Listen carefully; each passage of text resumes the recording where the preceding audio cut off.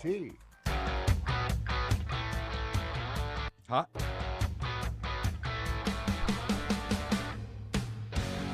It's 5:05 and welcome into a Thursday edition of the Carolina Journal News Hour on News Talk 1110 99.3 WBT. I'm Nick Craig. Good morning to you.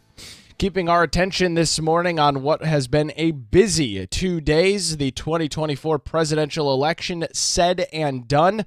As of this morning, former President Donald Trump, soon to be President-elect Trump, and then the 47th President of the United States, currently sits at 295 electoral votes. There are still two states that continue counting their ballots. Arizona, less than 70% of the votes tallied as of right now.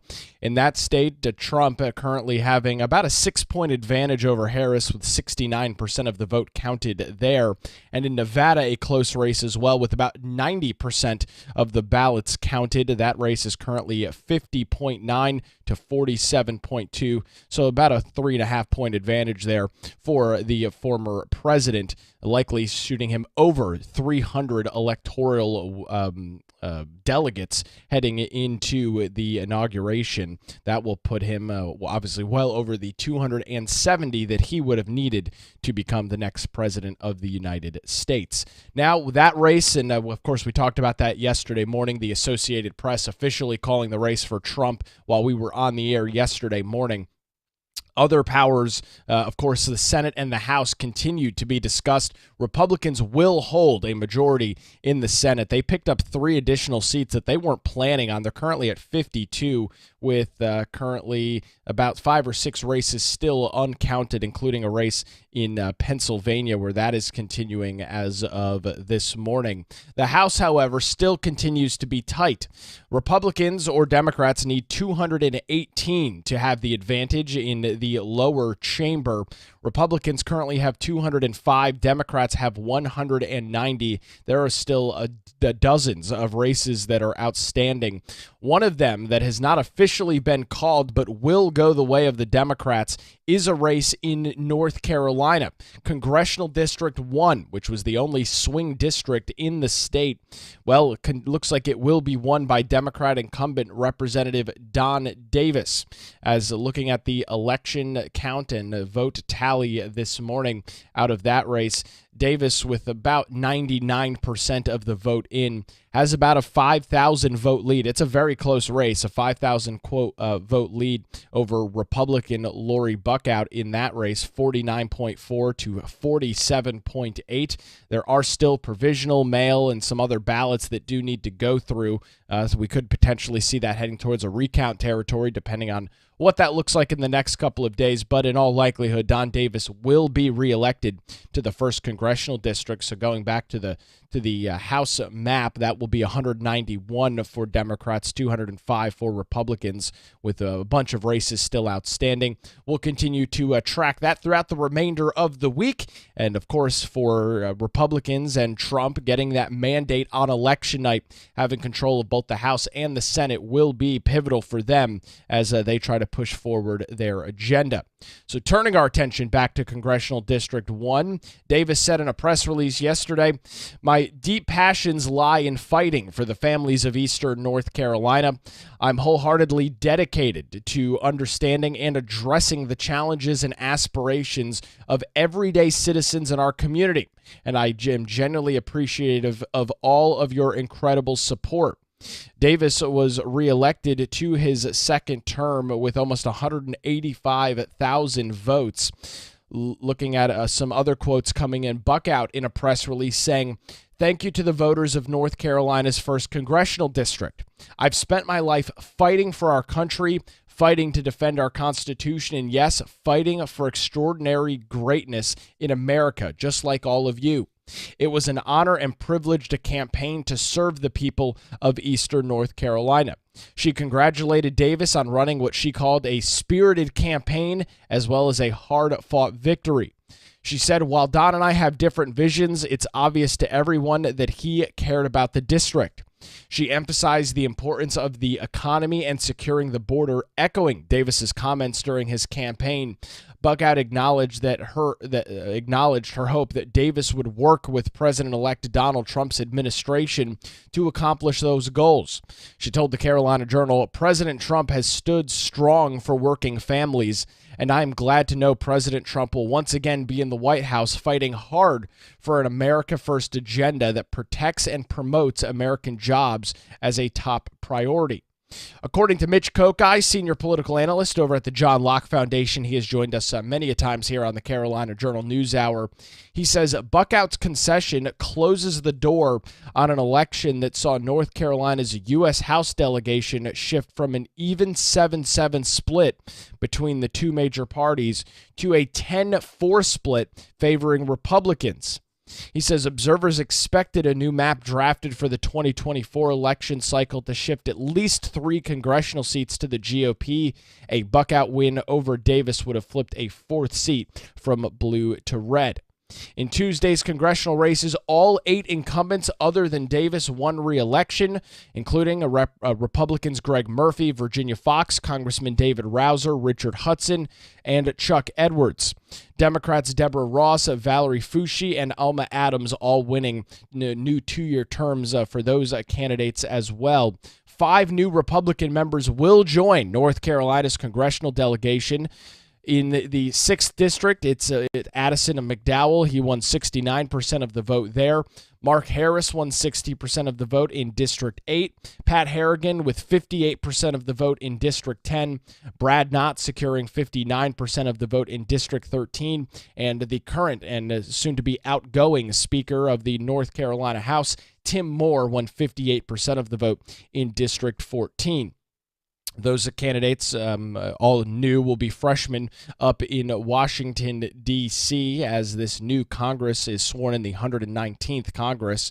Don Davis commenting, saying, "As I prepare to continue my service in Congress for the United States House of Representatives, I eagerly look forward to working with colleagues from both parties in the newly elected administration. Together, we can strive towards meaningful solutions that bring the American dream back into the reach of our families." And if you followed the race in Congressional District 1, that's in northeastern portions of North Carolina, our only really swing district in the state, you will note that Davis did run a more moderate campaign compared to other House Democrats, not only just across the state of North Carolina, but across the country. And that had everything to do with the fact that, well, it's a swing district, and you have to try to appeal to voters on both sides of the political aisle to have a successful reelection. In the case of Don Davis, he was successful in doing that in the 1st Congressional District. How that will play into Republicans holding the House of Representatives, well, that remains to be seen as of right now. Again, Republicans need 218 seats in the House to be successful and have the majority there. They are at 205. Democrats are currently at 190. There are a lot of races, dozens of races that still need to be counted and are within margins of error and very, very close across the country. We'll keep an eye on those over the next couple of days right here on the Carolina Journal News Hour. It's now 5:13, News Talk 1110, 99.3 WBT. Time to get a look at traffic with Boomer Von Cannon. Hey, thank you, Nick.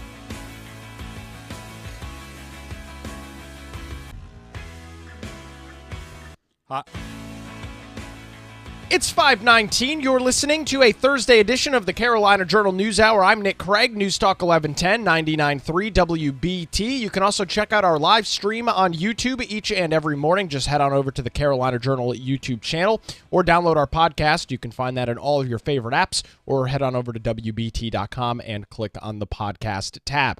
Well, election night 2024 said and done, and we are continuing to track results across the state of North Carolina. We'll turn our attention to the Council of State this morning, let you know who is new and who was able to retain their seats. And we'll start at the top of the ticket with Governor Roy Cooper terming out, serving 8 years as the governor here in North Carolina. And Democrats will continue to hold control of that race. Josh Stein handedly beating Mark Robinson in that race by almost 15 percentage points. Josh Stein receiving over 3 million votes statewide compared to just 2,200,000-ish votes for Mark Robinson, so Democrats will retain control of the governor's mansion. There will be a new party and a new candidate sitting, or not, no longer candidate, a new elected official sitting in the chair of the lieutenant governor. It's Democrat Rachel Hunt, who was successful in her bid in that race over Republican Hal Weatherman. She beat Weatherman by about 2 percentage points, of 49 to 47. Democrats will pick up that seat in the Council of State. In the highly contested race for North Carolina Attorney General, 2 former congressmen from around the Charlotte area, Jeff Jackson and Dan Bishop.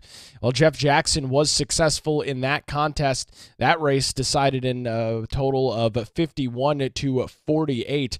Democrats will retain control of the North Carolina Attorney General office, and looking out for years in the future, the Attorney General's office has been the way that Democrats have essentially gone from one state, one position in government to the other. That the pipeline there from AG to governor has been this case for both Roy Cooper and Josh Stein. So potentially 8 years from now, do we look at something similar with Jeff Jackson? Too far out to predict on anything right now, still dealing with some election day hangovers. However, that's something that we'll track over the next couple of years over at carolinajournal.com. Republicans were successful in flipping the North Carolina state auditor seat. That the last person in that position was Jessica Holmes. However, the last elected official in there was Democrat Beth Wood. She resigned from the office earlier this year. Governor Roy Cooper appointed Democrat Jessica Holmes to that position, so she was the acting state auditor running for election in that office. However, Republican Dave Bolick won that contest 49 to 47, so Republicans will pick that up in the North Carolina Council of State. North Carolina Commissioner of Agriculture Steve Troxler, a namesake in that position, will continue there. He won his race 52 to 44, the incumbent winning there. Similar situation in the Commissioner of Insurance. Mike Causey, the Republican, against Natasha Marcus, the Democrat. Causey was successful 52 to 47 there. We will talk about the Labor Commissioner coming up in a second. We'll skip over that and head on over to Secretary of State. Elaine Marshall, who has been in that office for some 20 years, did win re-election, but it was one of the closest Council of State races that we had seen. It was Elaine Marshall, the Democrat, against Chad Brown, the Republican. And Marshall only won by about 2 percentage points, about 100,000 votes separating Marshall and Chad Brown. Many folks had predicted and estimated that Elaine Marshall would have a similar incumbent victory to the likes of Steve Troxler or Mike Causey. She did not, however, votes are enough. She will continue as our North Carolina Secretary of State. For the North Carolina Superintendent of Public Instruction, new candidates here, and Democrats do pick up this as a flip in the Council of State. It will be Mo Green, the Democrat, beating out Michelle Morrow, the grassroots Republican. That final results in that contest, 51 to 49. And for North Carolina Treasurer, Republicans will continue to hold on to that contest as well. Dale Folwell currently is our Republican treasurer. He decided to run in the Republican primary for governor earlier this year leading up to March. So he has stepped aside from the treasurer's office, and Brad Briner was successful over Wesley Harris, 52 to 47. So Republicans will maintain control of that position. Turning our attention back to the Commissioner of Labor, it was Luke Farley versus Braxton Winston. Luke Farley was successful 52-47, and we've got some news this morning on the current Labor Commissioner just 1 day or 2 days now after the general election. North Carolina Commissioner of Labor Josh Dobson has resigned from his office. He submitted his resignation letter to Governor Roy Cooper, which became effective at 5 p.m. yesterday. Dobson was elected to the position in 2020, serving just one term in two terms in that office. He says, quote, "I am grateful for the last 14 years that I have been able to serve in elected office and the opportunity to be your Commissioner of Labor. After 21 years of public service, I look forward to pursuing new opportunities in the private sector. I want to thank the employees at the North Carolina Department of Labor for all of their hard work and service to the state of North Carolina. It has been a tremendous honor to work with them over the last 4 years, ensuring the safety and health of all North Carolinians." Dobson announced in December of 2022 that he would not be seeking re-election. He also said that he would not be a candidate for any other statewide offices. He is completely leaving that realm and heading into the private sector. Dobson said that when his term is up, he will have served 14 consecutive years in 3 different offices. He got his start in public office as a county commissioner in McDowell County, where he served for 2 years. He was appointed to the North Carolina House of Representatives in 2013 after a candidate there did resign, and he served until 2020 when he was elected as Commissioner of Labor. Republican newcomer Luke Farley will take over the role in January. He received, as I noted, about 53% of the vote in that contest, and Republicans will retain control of that position in the Labor Commissioner. Luke Farley posting on social media yesterday morning saying, "We did it. Thank you to the nearly 3 million voters who came out and cast a ballot in support of our vision to make North Carolina the safest place to work and the best place to do business. I will be a labor commissioner for all, even those who may have not voted for me, and together we will keep NC workers safe, healthy, and prosperous." So it will be Republican Luke Farley heading his way to the Labor Commissioner. In total, a lot of new faces on the North Carolina Council of State, and that's going to be relevant as there have been changes to the roles and responsibilities of the Council of State. A lot of this coming after the 2020 COVID-19 lockdowns. You had the General Assembly making changes to state emergency declarations and other state orders that do require approval from the Council of State for that to go on. And as we look at the election results this morning, Republicans will continue to hold the majority on the Council of State. However, there will be a couple of more Democrats, and we'll see how that shakes out over the next couple of years, really, as Josh Stein, of course, will be in there for 4 years. Many of the other candidates in there for similar time frames as well. We'll continue to track that, not only here on the Carolina Journal News Hour, but over at our website, carolinajournal.com. It's now 5:28, News Talk 1110, 99.3 WBT. Time to head on over to the traffic center, get a look at the roadways with Boomer Von Cannon. Hey, thanks, Nick. We're having this.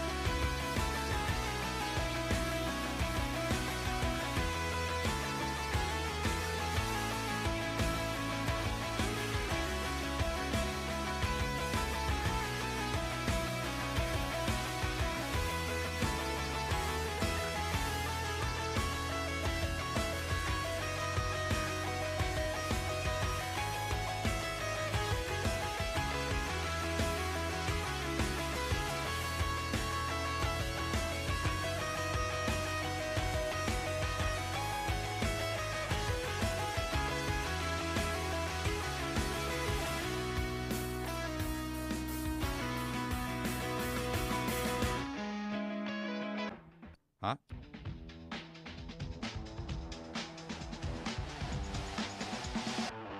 It's 5:34. You're listening to the Carolina Journal News Hour on News Talk 1110 99.3 WBT. Good Thursday morning to you. Taking a look at some non-political statewide news this morning. Chip maker Wolfspeed, which operates out in the Durham area, plans to eliminate hundreds of positions as it transitions production to higher-powered chips. The Durham-based company said in a presentation to investors yesterday that it was planning a 20% reduction of its current headcount. The company said in its 2024 annual report last month that it had just over 5,000 full and part-time employees. A company spokesperson says the majority of those cuts, the 20% that they are cutting, would be in North Carolina, but declined to say in which division or which facilities, as Wolfspeed has facilities in both North Carolina and in New York. Mike Walden, an economist at North Carolina State University, said it's not just an industry losing their job, it's what the individual means to the local economy. That's taken away, and that means that the local economy is less robust as well. In August, Wolfspeed said that it was closing a chip plant, one of its chip-making plants at its Durham campus. At the time, Wolfspeed said it would keep its corporate headquarters as well as 2 material manufacturing facilities in Durham, and that it is moving ahead with plans to build a Chatham County factory where the company says that they expect to create about 1,800 jobs there. With attrition and voluntary exits, the company is already 10% below its headcount from the previous quarter. Wolfspeed, a spokesperson, told the local media Wednesday's announcement would result in an additional 10% reduction in its total workforce. However, the company said in a statement, quote, Wolfspeed remains committed to North Carolina and the promise of silicon carbide to enable a better world and the electrification of everything. That company spokesperson said that Wolfspeed has established a transition program for those affected employees, including severance packages and outplacement services, noting that there's been a lot of twists and turns in the tech industry that related to, in particular, electric vehicles, which have caused some issues. Wolfspeed, which reported quarterly earnings Wednesday, highlighted its cost-cutting efforts in addition to the loss in gross profit. The market for chips has softened due to the decline in those EV sales. During the company's first fiscal year quarter, Wolfspeed began to implement its facility closures and consolidation plans, incurring $87 million in restructuring-related costs, the company reported in their meeting yesterday. Wolfspeed expects to incur another $174 million of restructuring-related costs in the second quarter of next year, saying, quote, we are confident that taking these actions now will enable us to deliver a much stronger future for all stakeholders, including future new employees who will be brought on in North Carolina and in New York when the market demand increases and we accelerate our production capability to meet that demand. That's not the only news that we've got on Wolfspeed this morning. Earlier this month, the Biden administration announced that it had signed an initial agreement to provide up to $750 million in federal funding to support the construction of that new plant. This funding comes under the CHIPS Act as well as the Science Act, and Wolfspeed, North Carolina, falls under the CHIPS Act. The Biden administration has signed the non-binding preliminary memorandum of terms for the proposed $750 million worth of federal funding under House Resolution 4346. The manufacturing facility will provide a reliable domestic supply of semiconductors, which will sustain what the administration calls the AI boom and the future enemy economy. In a press release that says Wolfspeed is the world's leading manufacturer of wafers and devices made from silicon carbide, a compound which has favorable chemical and material properties compared to traditional silicon wafers, enabling Wolfspeed's semiconductors to be highly energy efficient and durable. The CHIPS taxpayer-funded act is expected to pretended to act here as a catalyst for Wolfspeed North Carolina project, which is an expansion of the manufacturing facility that they already have in New York. These combined projects are likely to create some 2,000 manufacturing jobs as well as 3,000 construction jobs in the company's $6 billion planned expansion. Now, again, this news came out a couple of days before we learned about some of their initial layoffs. No indication whether that is going to be affected or not. They seem to, Wolfspeed claims that they are still full steam ahead on this plant in Chatham County. They said in a press release, "We intend to build a booming semiconductor R&D industry in the United States that will attract and keep semiconductor manufacturing in this country. These efforts depend on reliable domestic supply of specialized semiconductor wafers and devices, such as those products that firms like Wolfspeed create. With proposed investments such as this, we are realizing the goals of the CHIPS and Science Act by building out our domestic supply chain that will keep American R&D capacity healthy and competitive." The CHIPS funding would also support the construction of the John Palmer Manufacturing Center in Siller City. This 2 million square foot facility would become the largest silicon carbide wafer manufacturer facility in the United States and the world's first high-volume 200 millimeter silicon carbide wafer manufacturing facility. So with that, we continue to track this industry in North Carolina, but I will turn our attention to the EV industry, which has been in decline now for a couple of years, especially in the United States and in Europe. And with that, the shift to EVs effectively has gone in reverse as cars that traditionally burn gas with exhaust pipes continue to grow in the share of overall sales. That's out of a recent report from the Business Times. J.D. Power, an automotive researcher group, predicted that battery-powered models will only account for 9% of sales in the United States, down from more than 3% from the previous estimate, which was about 12.5%. Wolfspeed is currently funded under a JDIG grant, that's the Jobs Development and Infrastructure Grant Program, and reimbursed under the Economic Development Project Reserve. In the 2021 budget, the reserve funds allocated some $60 million for site development to Wolfspeed, and now they're going to be laying off a vast majority of their workforce here in North Carolina when as they're in the process of constructing that new plant. In partnership with the North Carolina Agricultural and Technical State University, NCA&T, Wolfspeed has committed over $4 million over 5 years to establish the Wolfspeed Scholars Program, according to a recent press release. That program aims to establish curriculum and training programs to create undergraduate and graduate silicon carbide manufacturing credentials, and as well as career advancement programs for current manufacturing workers.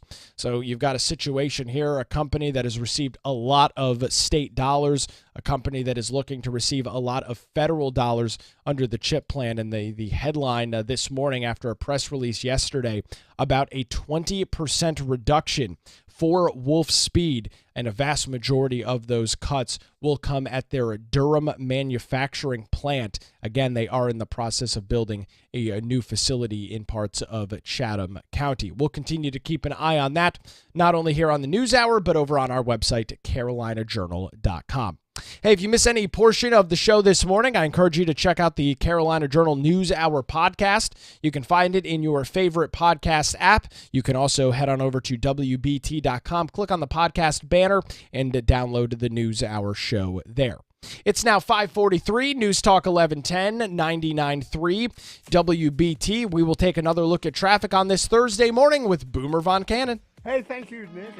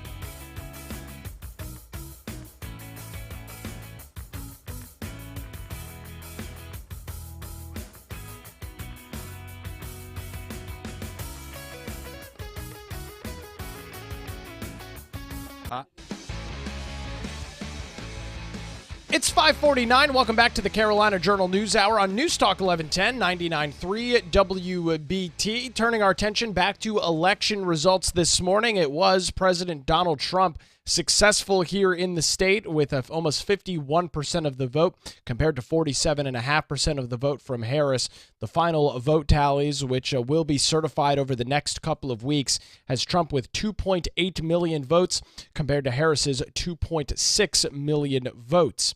And with that, looking at some specific areas of the state and how the election rolled out there, while Vice President Harris did formally concede to Donald Trump yesterday, Democrats had hoped a battleground state like North Carolina would have brought Harris a win, but their push in turnout did not work here across the Tar Heel state. While Mecklenburg County, which is a reliably blue area, did vote for Harris, voting data shows that the vice president received fewer votes than President Joe Biden did when he ran in 2020, while President-elect Trump gained more votes in Mecklenburg County. According to Michael Blitzer, who is a political science professor over at Catawba College and tracks these election stats day in and day out on his social media, he says there is something fundamentally shifting in the electorate that we need to better understand, that we need to kind of dig into the data to really see where the dynamics are. The result in North Carolina is a major blow for the Democrat Party that made record investments, increasing volunteers by thousands and raising roughly $3 million in Mecklenburg County alone. Harris said in her concession speech yesterday, "The outcome of this election is not what we wanted, not what we fought for. However, don't give up, don't ever give up, and don't ever stop trying to make the world a better place." Their efforts were not a total loss in the state, however. Democrats were successful in retaining the governor's mansion, Josh Stein being the next governor there, Jeff Jackson being the next AG. Blitzer said, "I think what we saw was a fairly tight bandwidth of all, basically the winners getting 51, maybe 52% of the vote.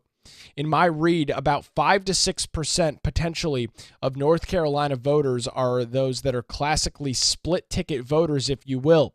But the vast majority of North Carolinian voters are probably solidly locked into one party or the other. Despite this outcome, Democrats say that the structure that they have created in places like Mecklenburg County and the state as a whole for campaigning in North Carolina needs to be used and built on for years to come." And we looked at this ahead of time.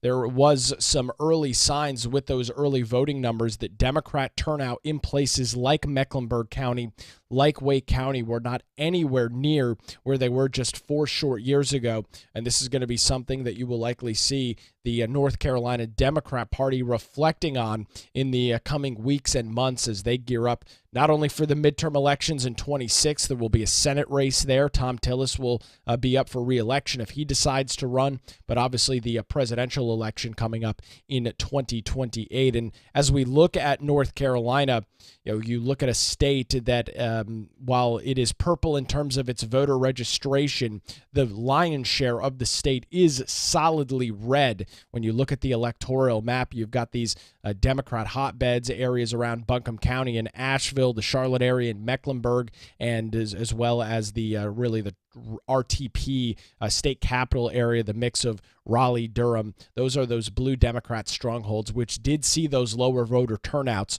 which I think you absolutely can attribute to the success of Donald Trump here in the state and the not success for Harris. Speaking of some of those down ballot races that we were just talking about, Lieutenant Governor Mark Robinson losing by 14, 15 percentage points there. Looking at the AG's race, Dan Bishop unsuccessful. There was a press conference yesterday at the North Carolina Republican Party office in downtown Raleigh. Senate Leader Phil Berger, who is the Republican from Rockingham, said he believes that money played a key role in those various races, as the Democrats did successfully campaign to tie other North Carolina candidates to news about Mark Robinson. The leader of the Senate said, quote, "I don't think there's any question that the wall of money that came in against Mark Robinson had a significant impact." He said, "I also think that news stories out of CNN had a significant impact on the race as well, and probably had some slight impact in some of the other races, particularly those statewide races." Berger emphasized the Republican victories in all statewide judicial races, asserting that North Carolina is a default Republican state. This is now the third election cycle where that's been the case. And he also pointed out the Republican judicial candidates have consistently won by significant margins, while highlighting the disconnect between those results and more broader losses across the state. And we will take a look at those judicial races. The one that is the statewide North Carolina Supreme Court race.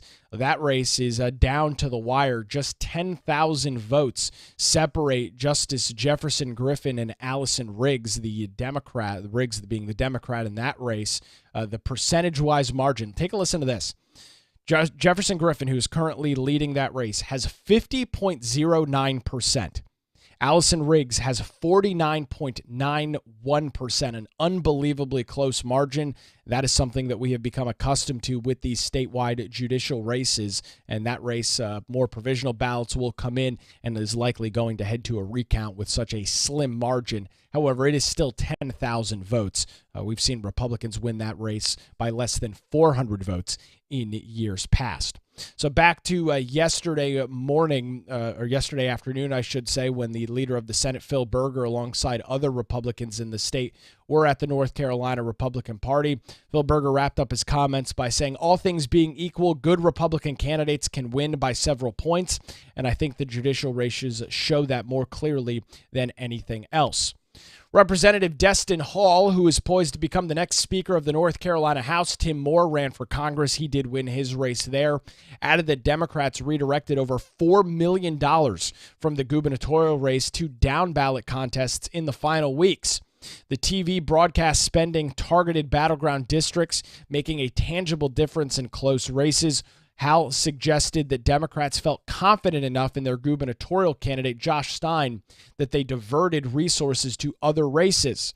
He told the crowd yesterday, I think there's no question that they moved the needle. Most of that money was probably going to be spent in the governor's race, and that Josh Stein and the Democrats felt they didn't need to spend it anymore, so it got sent to some of those down-ballot races. Weighing in from a party perspective, Jason Simmons, the chairman of the North Carolina Republican Party, expressed concerns over the governor's performance and pointed to internal party rules that prevented active engagement in primary campaigns. Election day here and done. We'll continue to track some of these close races. Power up in Congress and the House of Representatives. We'll keep an eye on that for you coming up on a Friday edition of the Carolina Journal News Hour. That's going to do it. WBT News is next, followed by Good Morning BT. We are back tomorrow morning at 5 right here on News Talk 1110 and 99.3 WBT.